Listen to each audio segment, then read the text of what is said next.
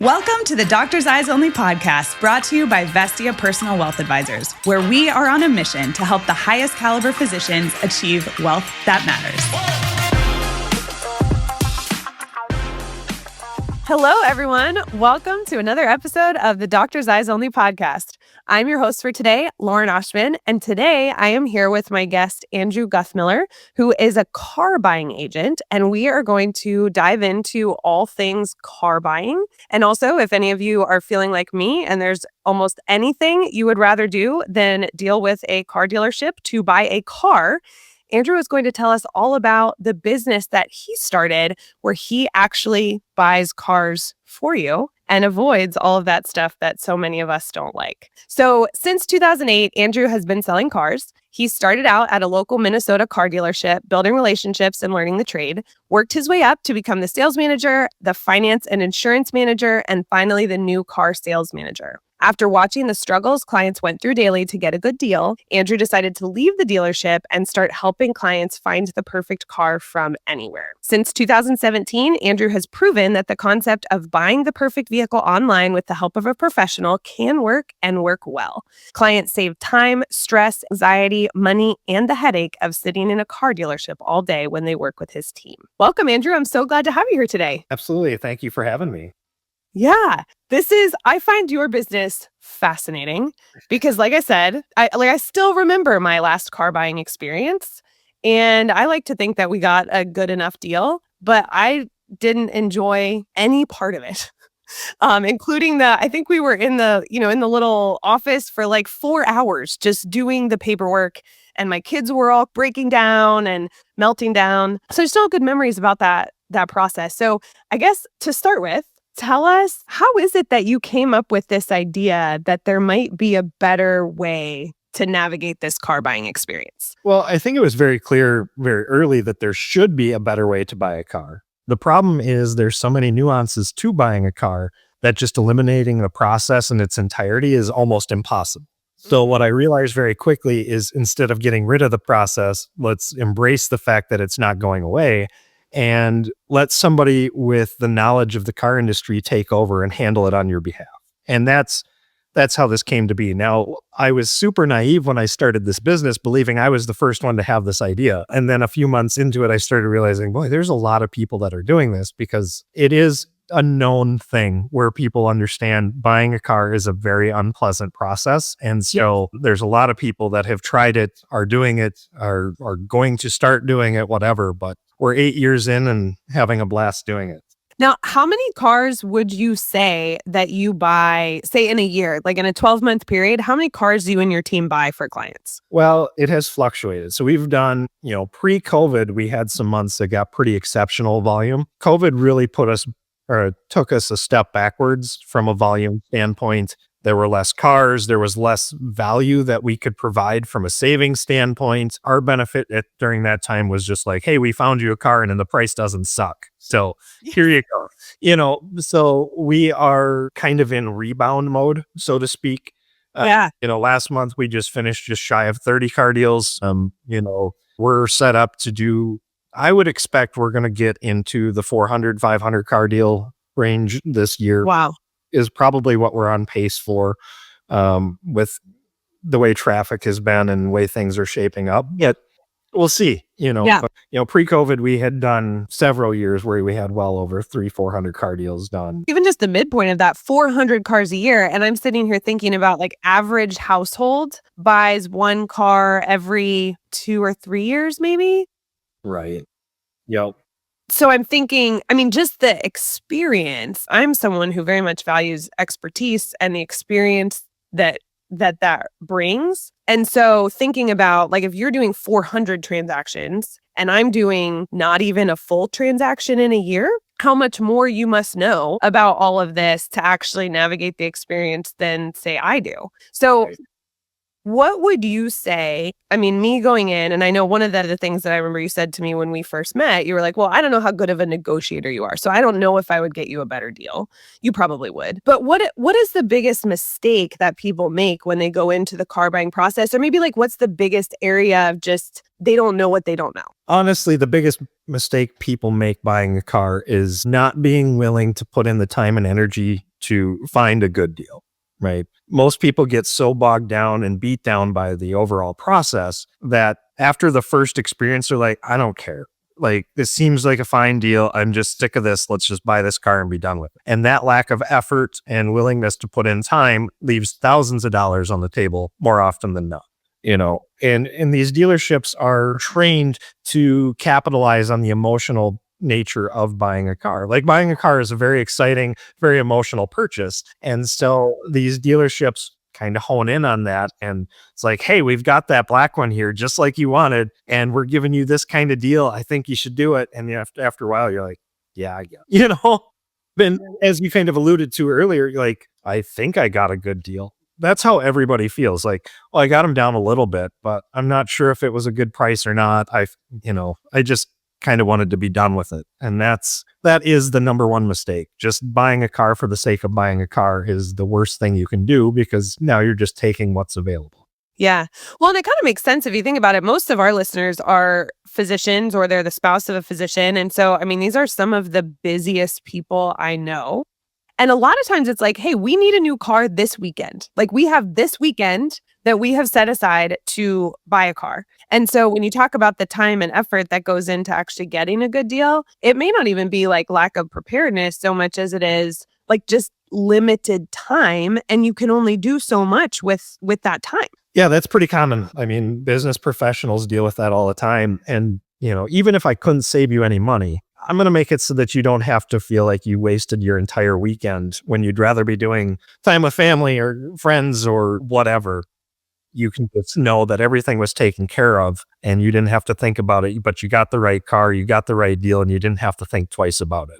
But the savings is a big part of what we do. I think I told you the first time we met, most people come to us looking for a deal. Most people come back to us because of the experience that they have versus what they would have if they did it on their own. No, I like that. And that was something that stuck out to me for sure, because that's what, I mean, you want to get a deal, but you want to have a good experience when you're engaging a professional. And especially because people care a lot about their cars too. Like, I'm not a car person, but I do care that I like how my car looks. I like that. I care that I like the feel of driving it. I care that my 3 car seats can fit the back, so there are things that I need in the car. And so I do have a vested interest in liking the outcome. And so there is some anxiety in thinking about potentially outsourcing that. So I guess paint the picture, like, what does the experience look like? If I were in the market for a new car and I came to you, or doctors in the market for a new car and they come to you, do they need to know what they want? Do they need to have like a flavor that they can kind of explain to you?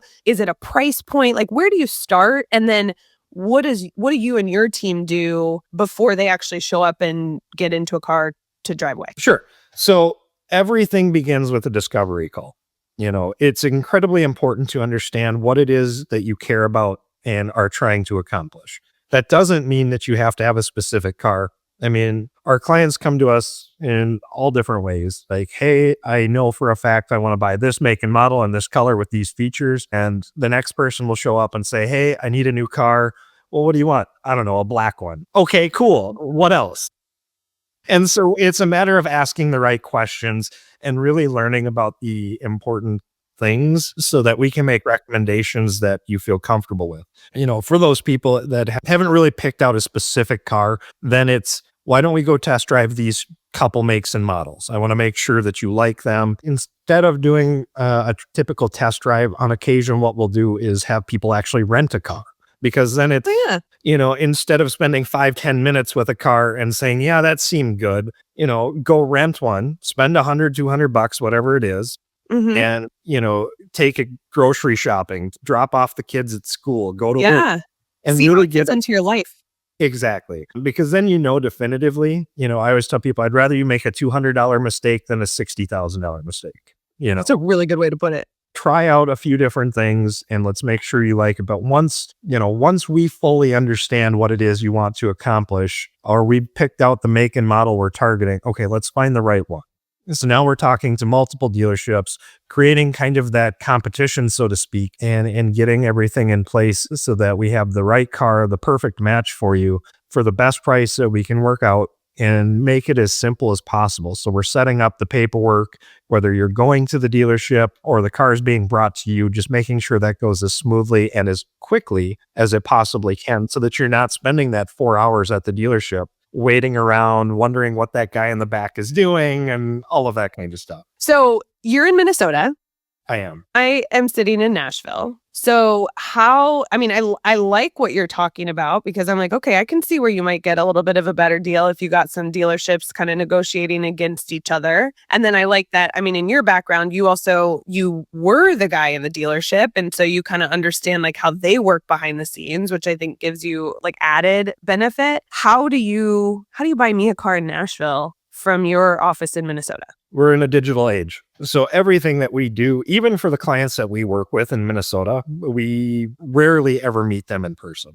And it's not because we don't want to. I would love to meet all my clients. We have some great people, but it's just with texting, emailing, phone calls, we can achieve everything that we need to. So when we're searching for somebody out of state, and actually a majority of our business is out of state. Mm-hmm. It's, making those phone calls, setting everything up, doing the interaction and making sure that all of the information is in place very clearly so that you don't have to worry or wonder. We start locally when we do a search. If you're in Nashville, we would love for you to get a car in Nashville or, within a couple 100 miles or whatever it is, but not at the expense of your wallet. If there's a car in California that is the perfect car and it's substantially cheaper to the point where we could justify paying a couple bucks for shipping, let's have that conversation, because at the point we're doing a delivery, it doesn't matter if it's 10 states away or if it's, 2 miles away. A delivery is a delivery at that point. So got it. That makes a lot of sense. So you mentioned the pandemic and you mentioned that kind of changing. Like I was trying to buy a car during the pandemic and it was like there were no chips, so there were no cars. And then when there were cars, it was like the negotiating was so much more challenging because the supply and demand, there was more demand than there was supply. So I'm curious, kind of now that we're coming out of the pandemic, what's changed about the market, like the car market? What's changed about the car buying process? Like, are there observations that you have about that? COVID created the laziest breed of car salesmen ever to exist because they didn't have to sell cars. They didn't have to try. During COVID, it was, do you want to buy this car or not? No? Cool. I'm going to sell it to the next guy. I don't care. Now the car market is back more to a buyer's market. Not completely. I mean, there's still some things that are challenging, but it's more of a buyer's market. And these salespeople don't really know how to handle it. Mm-hmm. And so it's become really challenging to get a straight answer on a lot of things when you're asking questions around pricing and availability and features and stuff like that, because more and more of these salespeople don't really know what they're selling. Interesting. So it's extremely challenging to deal with some of this. Don't get me wrong. There's great salespeople and there's great sales managers at all dealerships across the country. And it is getting to be a little bit easier to find the right car, to find the right deal, but you do need to take the time and leverage it and know that if you're doing it on your own, if you get somebody that's not giving you the information that you need or that you're asking for, it's because they don't know any better. And you can try that same dealership, just try a different person or ask for somebody else. Yeah. Because there are people within that organization that can get you the answers that you need. It's just the particular person you got right away doesn't know any better because the car market's way different than it was 6 months ago, a year ago, 2 years ago. So Yeah, that makes a lot of sense. So I'm thinking about, because whether someone's working with you or whether they're looking to buy a car on their own, there are people listening right now who maybe have this on the horizon, like they need to buy a car and a lot of times I'll get this question about buying versus leasing. So, people will either come to me and they're used to leasing cars. And so they're like, is that like, should I just do that again? Or people will come and they've always bought cars. And then, maybe someone's mentioned to them that leasing is something they should consider for cash flow or so that they can upgrade every so many years or, whatever. And so they'll come and they'll say, should I lease it or should I buy it? And I don't know that much about cars. You know this. our listeners now know this. So I'm curious to hear, like, I can think about it from a financial perspective, just purely cash flow and when you might get another car. I'm curious to know from you, someone who has a lot of understanding of cars and also the market, what are the nuances that should be part of that, of answering that question? There are certain types of cars that may be better for buying, or like, how do we go about figuring that out more than just looking at the cash flow? Absolutely. So you're going to hate my answer, but there is no right answer. Like there's no box that we can put everybody in. Now, there's a lot of people that talk to everybody, financial advisors that have written books about car buying and all of that stuff. And they like to say, leasing is stupid. You should never do that. You should buy a car and all that. And then the next article you read is, if you're not leasing a car, you're throwing money away. Both of those people are wrong, but for the right reasons. Like they're trying to paint this picture, and for each car that exists and for each person that exists, it's different. Like none of us are the same. Our reasons for having a particular car are different, and our financial situations are different, and just timing can play into it. So the way I look at this is it's a combination of your personal situation and the vehicle that you're going to get. Example, if somebody comes to me and says, I want to lease a Toyota RAV4 hybrid, that would probably be a terrible decision because that car is not depreciating right now. And the lease payments are going to cost you substantially more than what the depreciation on that car would be over the course of the next 3 years. Vice versa, we talk about like a Land Rover. Those cars depreciate like crazy. Now, when the market's really strong, you can sell them and make some pretty decent money off of them. But when the market's like this, where it's softening, I don't know what that car is going to be worth in 3 years. They're prototypically a very big depreciating asset. So leasing it safeguards you from just taking the free fall of depreciation. And so that's what I'm comparing it to. Like if your situation says I could buy or I could lease, then it's a mathematical equation of what is going to cost me less over the course of the next 3 years. If we divide out the 3-year depreciation amount by, 36 months and say, okay, the depreciation on this car is $400 a month and the lease payments are $550, then we should buy it, Right. If the lease payments are $300 a month, the depreciation is $400 a month, we should definitely lease it. It's what is going to cost you the least amount of money over the next 3 or 5 or 10 years, depending on what your driving habits are. Got it. That makes a lot of sense. And I appreciate that explanation because I think the depreciation is not something that people necessarily know to factor in or think to factor in. Is that, how do you know how much that car is going to depreciate? Is that doing a little bit of research on older models and newer models? Or is there like a source where you can get that information more straightforward? Not really. So when you lease a car, they have the residual value predetermined. So these leasing companies are, they basically have actuaries that are making these plans around what they think the market's going to do and what that car is going to be worth at the end of the 3 years. So you can get some of that information from really smart people that spent the time putting that information together. But generally speaking, we don't have access to that just as, wide open information. So I spend a lot of time looking at cars that are, if I look at this make and model, 3 years old with the amount of miles on it that you would have put on it over the course of 3 years, what is that worth comparatively to what you would pay for it brand new right now? Try to take into consideration some of the little nuances like, oh, they're doing a redesign next year. A redesign on a car always makes the older models a little less valuable. So try to, take that into account too. But with those things, you can get a pretty good general idea. Obviously, we're looking into a crystal ball and not really getting a true answer necessarily, but we can at least come up with some good enough facts that kind of point us in the right direction and tell us this is roughly what we could expect. If you are leasing a car, is there anything that people should know? Just kind of considerations for getting a good lease deal or things that you're like, this is something to look out for, that sort of thing. Well, there used to be this rule, the 1% rule. And so the 1% rule basically was whatever MSRP is, 1% of that is what your monthly payments should be. So that rule has kind of fallen by the wayside to an extent. And a lot of cars were nowhere near that. It's basically doubled. But that at least gives you something to gauge, like what used to be a really great lease payment on a car, 1% of MSRP. So when you get a quote from a dealership that's 2 or 3 times that, it's probably not a car that you should be leasing, right? If If it's 1.5% or something like that, it's like, that's not bad, especially for the day and age that we're in. And so lease deals on a lot of cars are just not great right now. There are some that lease out very well, but that gives you that idea of, or at least gives you something for comparison's sake. From back in the day, it would have been 1% of MSRP roughly. This is where it's at. Okay, I can tolerate that. So what if you're buying a car? Because you used to work in the financing department. So if you're buying a car, because this is another question that I get from doctors, they're like, should I do the should I finance through the dealership or should I go find my own loan? We can look at interest rates, obviously. Are there other things that people should be paying attention to or other questions that they should be asking, particularly on the dealer side, to try to figure out what the best way to finance that car is? Absolutely. So again, there's not a right answer or right or wrong per se, but it is a matter of putting in the legwork and understanding what you have available to you.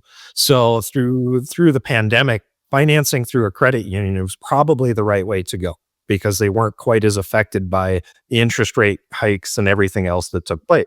There's a lot of promotional financing coming out from the manufacturers. So you're seeing some 0%, you're seeing some 1.9 or 2.9. There's things to watch for on that because a lot of those financing deals are tied to rebates. So if you take the cheap interest rate, you give up a $2,000 rebate or something of that nature. There are some that are not dependent on that. So some of those are true like cheap interest rates and great pricing. So you get the rebates, you get the interest rate. Those are phenomenal deals. Those wouldn't be beatable by a credit union or something like that. But again, when there isn't some special promotion, it's worth knowing what's available to you because dealerships have more control over an interest rate than they'll lead on. They can work with you on the rate because they have access to, a lot of dealerships will have 20 to 30 different banks that they could finance you with. So if they know for a fact you have a really good interest rate through a credit union that they have to beat to earn your financing, they probably will. And if you don't That's good to know. Yeah. And if you don't have the ability to speak to what was available, they're going to give you whatever rate they feel like giving you because the setting up a loan at a dealership is a really good way for these dealerships to make some extra money. And so it's just one more thing, one of those other nuances to buying a car. If you're not paying attention to it, you're going to be spending more than you have to. Yeah. Now, if you're buying the car for someone, like if you're working for a client, are you also negotiating the financing? Is that part of what you do? It is. Yep. As much as possible, or at least getting the information. It's hard for me to negotiate the interest rate 100% because until we submit a credit application, we don't know what rates are available. But with some certain word tracks and things like that, we can definitely leverage a position to make sure that the rate is appropriate at a minimum, if not as good as possible. But part of that has to do with knowing what's available from the manufacturer, what's available at local banks and credit unions in any particular buyer's area. And we just leverage those things to make sure that we get the appropriate rate. I think that's awesome because I think that's another spot where, and I like just the tip of like, hey, have a competitive offer. It's very easy to get a rate through a credit union. There are a lot of online-based credit unions now where it's pretty easy to go get that competitive rate. And so it wouldn't take you that much extra time or that much extra effort to walk in with that. And then that could actually help you negotiate a better rate through the dealer. And knowing that they're kind of motivated to do that, I think is a helpful tip. I never encourage anybody to fill out a credit application before it's time. And what I mean by that, even if you're going to get financing from a credit union, it takes you 20 minutes to fill out the application at most. Yeah. It takes them an hour to get everything in place, probably at most. So don't fill out any more credit applications than you have to. When you know you're definitively going to buy a car, that's when you fill out a credit application. But you can get general answers from a credit union. Like, hey, what kind of rates are you offering on a new car or on a 3-year-old car, that kind of stuff. And they'll give you the basics. So, and if you have a really good relationship with that particular credit union, you can get even better answers. But we don't have to be spot on to do a good job leveraging ourselves to get the right rate. It's just a matter of having the basic information. Yeah, I think that's great. The other piece that I think that I know I remember about my last car buying experience is you think you've gotten to, you've agreed on the price, you've talked about the financing, you've agreed on all of these things. And then they start hitting you with the flyers on the warranties and the add-ons and the upsell, all of that kind of stuff. And, I'm sitting there and I'm short on patience by that point in time. And I'm like, I actually remember looking back across the table and I was like, well, if you want me to extend my warranty, because she was like, there's a lot of technology on this car and you're probably going to want this extended warranty. And I remember saying, are you saying the technology is bad? Like, should I not be buying this car? And she's like, oh, no. Like, it's great technology. But I guess what's the best way to handle that part of the process? Are there, what's the way to figure out, like, what do you need? Is it based on the car you're buying? Are there general, like, hey, this is probably never a good deal? Help us understand that. It's hard because those finance managers are put in a position where they have to offer those warranties and they have to tell you why they're offering it in the first place. But yes, your reaction is very common. Like, oh my God, is this just a terrible car? Should I not? Yeah, that's not an uncommon reaction. But the truth of the matter is, I mean, if you go buy the nicest computer, you spend top of line, 3-4 years down the road, that computer just starts getting buggy and acting up. It's not uncommon. And these cars are getting more and more computer based. So I do see a benefit in purchasing extended warranties and things of that nature, more so than I ever have. If we were talking about a 1970s vehicle of any sort, there were no computers. You open the hood, there's an engine, you work on it, you fix the problem, you move on. Now, when you open the hood, what do you see?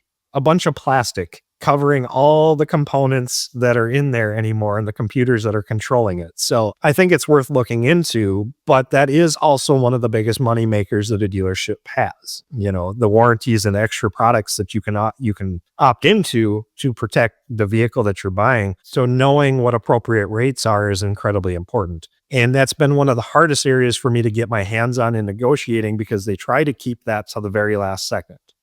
Right. Like, okay, we've got the car sold. Everything's good. I want to let you know about these warranties that are available. And that's how these dealerships do it. And part of it is because you've already said yes to buying a car. Once you've said yes once, it's much easier to get you to say yes again. And at that point, you've already got 2 hours, 3 hours of your time invested at the dealership.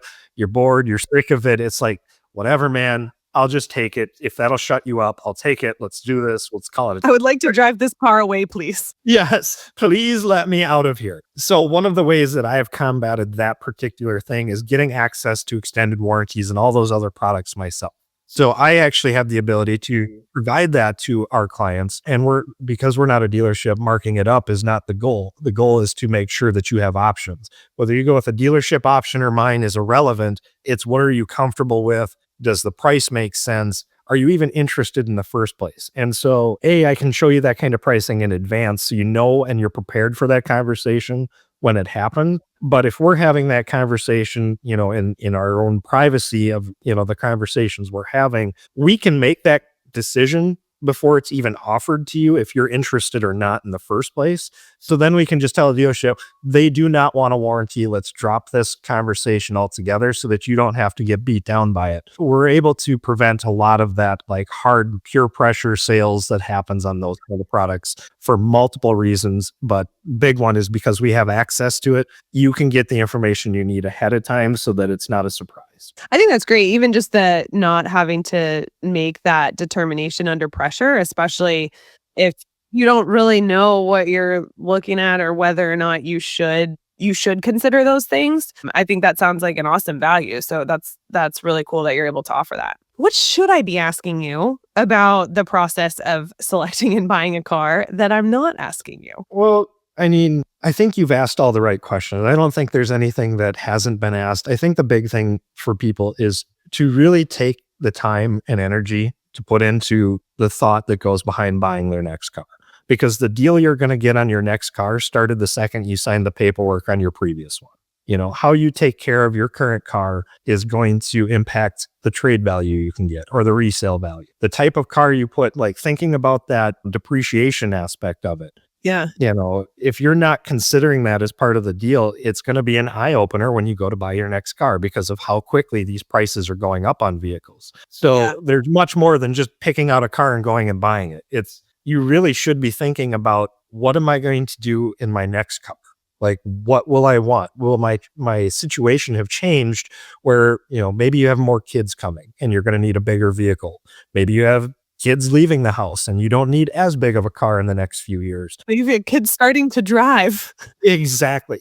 So the more things you're taking into consideration when buying a car, the more likely you're going to get the right one for now and be well prepared and set up for the next car because that all adds up to what you're going to have to pay to get into your next vehicle. I think that makes a lot of sense. And I think this is something that we talk about in financial planning, where we talk about kind of starting with the end in mind. And we're always kind of operating, thinking, at least 5 years ahead, thinking about what are those changes that are coming, thinking about how we're going to be prepared for those. And the car is oftentimes like a shorter term decision. It's, someone comes to us at the beginning of the year and they say, hey, sometime this year, we're going to need to buy a new car, versus thinking about it earlier, or even at that point, from like 1 year from, actually starting to give a little bit of intentional thought to what actually makes sense to buy. Does it make sense to buy? Does it make sense to lease? It's all of these things that you're thinking about. And I like that added nuance of cars are getting a lot more expensive. And so more preparation seems to make sense. It does. And, another question that I get asked a lot is, when is the right time to buy a car? So Yeah. there's a prototypical answer to that, like the end of the month, the end of the quarter, the end of the year. Those are great times to buy a car. The truth is, the right time to buy a car is when you don't need one. If you buy a car because you absolutely need one, like, I don't know, you totaled out your car and you have to get a new one, the rental's expiring, whatever it is, people make really bad snap decisions because they are forced into buying a car. But if you don't need one, you get to the luxury of taking the time to put that effort in and really think about what you want. You get to watch the deals and go from there. It's kind of like Black Friday shopping, right? Actually, I feel like most people put more effort into Black Friday shopping than they do into getting a car. It's looking through the flyers if we're still in like the early 2000s, or going through the websites to see what the Black Friday promotions are going to be. And then we're going to the store to buy, that particular product at whichever vendor has it for the cheapest. Yeah. That kind of research is really what it should be when buying your car. Like, what is a good price? How could you possibly know if you got a good deal with nothing to compare it to? And so if you're taking the time to kind of keep an eye on it, like, yeah, this is the kind of discount that we've seen on it, and right now is not a great time. Or, holy smokes, this is the best incentives we've ever seen on this car for years. Let's take advantage of this as quickly as possible. Yeah. That's why the best time to buy a car is when you don't need one, because you can take your time, walk away from an average deal so that when the time is right, you can grab a great deal. Yeah. That makes a lot of sense to me. And I think that's a great tip. If someone's like, hey, I'm going to need something in the next year or two, but there's not any kind of immediate need, it's like that might be the time to start looking, whether they're engaging someone like you, whether they're looking on their own, because once you're watching for those deals, you're right, that's when you're going to find them. So is there any other, I don't want to say hack, but that's the word that's coming to mind. Just even for getting a car dealership to like take you seriously and negotiate to a good deal, or is it kind of just dependent on who you get and where you go? And well, that's a big part of it. The car industry has a bad reputation for good reason, but that doesn't mean that all the people that are at these locations are bad people. I say that frequently. There's a lot of really good people working at a car dealership, but the thing about people is everybody has a bad day. So you could call the world's greatest car salesman on any given day, and it's just he's having an off day and a bad mood, whatever, and you get the worst of him and you have a bad experience and you don't get the answers you want. that's a good point. Take your time, find somebody you feel comfortable with that relates to you and is legitimately trying to help you. I mean, if you're getting the cold shoulder, you're not getting responses, whatever it is, or if they just aren't answering your questions, find somebody else. There's a lot of different things to take into consideration when you're shopping for a car. A lot of like the how to buy a car thing. Don't tell the dealership anything. Okay. Well, how does that work? If you don't tell them what you're trying to accomplish, you cannot accomplish it. You have to give them a goal, right? So if you've done your research, you can tell that dealership on the phone or in person, hey, this is the car I'm going to buy. This is the payments that I expect to be, or the price that I'm willing to pay for the car. You don't have to hide that from people, especially if you're educated to the point where you know what that should look like.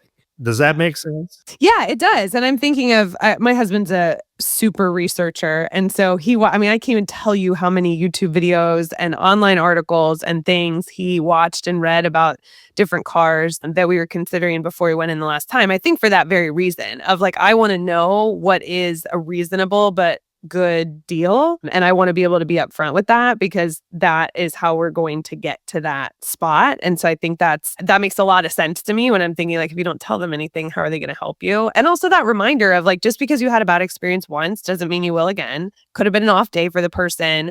And then like there is another way. I think you've showed us too.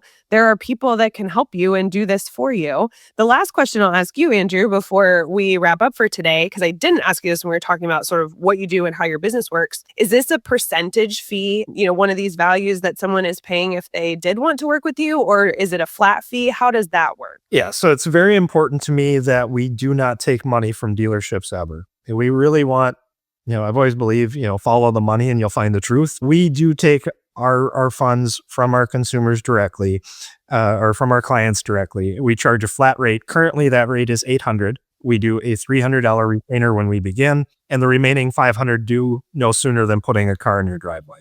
We just want to be very much in line with what our clients are trying to achieve. And when we do it this way, this is what you're paying. There's no questions. There's no confusion. It just is, this is what it is, and we get it done. Yeah, I appreciate that. And that was why I asked the question, because I think that flat fee element is a real, to me, that makes me feel a lot more confident in just where, how all the money is working, and I'm paying you to get a good deal for me versus you getting paid by someone else with potentially other kind of tricks and things going on behind the scenes. Yeah, I think I appreciate you sharing that. And I appreciate the transparency around the pricing for sure. Absolutely. No, I really wanted this business, Car Concierge, to be a way to bring some integrity into an industry that is not well known for such a thing, Yeah. So we're very much open book, tell you whatever you need to know or want to know or have to know. Just, we want everything to be right there in the open so you can make a confident decision for yourself. I love that. Awesome. Well, thank you so much, Andrew, for joining us today. I learned quite a bit, and that is going to make me better at my job, working with clients and helping them ask the right questions as they're going out and buying cars, and then also helping give them back some of their time and sanity and all of that as well by having professionals like you that they can go work with if this is just absolutely something that they do not want to do themselves. So I really appreciate your time. And to all of you listening and watching, thank you so much for joining us today. I hope you all learned a little bit too. Please do subscribe. We have a lot of great episodes in the hopper, and we don't want you to miss any of those. So take care, and we will see you next time. Thank you for listening to the Doctor's Eyes Only podcast. We hope today's conversation advanced your journey toward wealth that matters. Make sure to follow and subscribe so you don't miss a single one of our amazing episodes. Thanks so much, and we'll see you next time.